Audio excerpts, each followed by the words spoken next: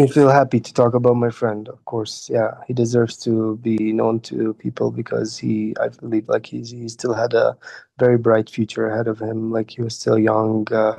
He was working as a network engineer, and like he was a very smart person as well. Like very intelligent, had a lot of dreams and ambitions, and even loved to learn about different fields and different industries. So he was a very nice character to be around for sure. We were just enjoying the view there, and then heard a very loud noise of the mountain crashing down with huge rocks falling on top of the mountain and rolling towards us. I was stunned and I just froze at that point. And I remember my friend, even till the last moment, he was trying to save me by telling me to run, run, run. And I remember that's what he said. These were the last words he told me, to just get on and start running. And then I just immediately gained back my consciousness and started running down a little bit from the mountain, but rocks were too fast.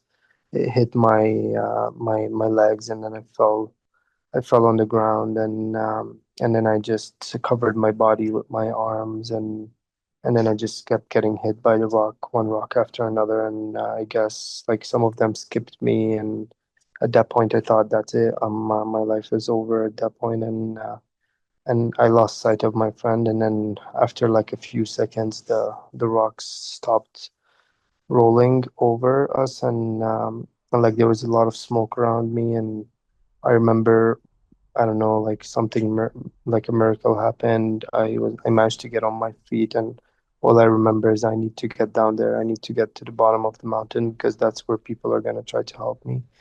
If I stay there, I'm not gonna survive. So I'm like with a lot of pain and like a lot of blood. My whole shirt was in blood, and my face was bleeding. I just managed to kind of like walk slowly in a very wobbly way and like slide over the wet rocks there to try to get to the ground level.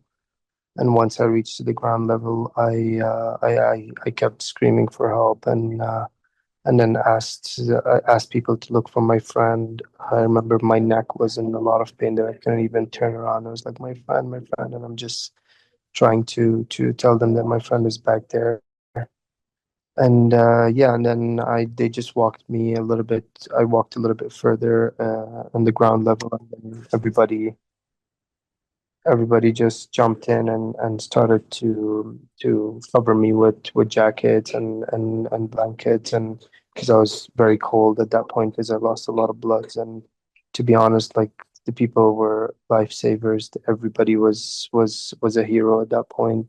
All the people that stayed behind and supported the injured until the rescuers came did a remarkable job, and I'm very grateful to all each and every one of them. They made me stay conscious the whole time, making sure that I'm breathing, that I'm talking, just to kind of like wait until the rescuers arrived. And then they were looking at the mountain, trying to find my friend. He was nowhere to be found with eyesight, and it even took the rescuers 24 hours or so, or even more, to find his body. So I'm assuming maybe it was under the rebels at that point. So. Yeah, and then the rescuers came shortly after that. Immediately went to the severe cases, myself and two others. And at that point on site, there was already one deceased person, the lady that passed away. And yeah, and then they immediately took control of the situation, and then they took me to the helicopter, I believe, and yeah, that's kind of like what I remember the most is like I ended up in a helicopter and then in the hospital. There was a lot of I was suffering a lot of pain, and but generally speaking, yeah, that's how it was at that point.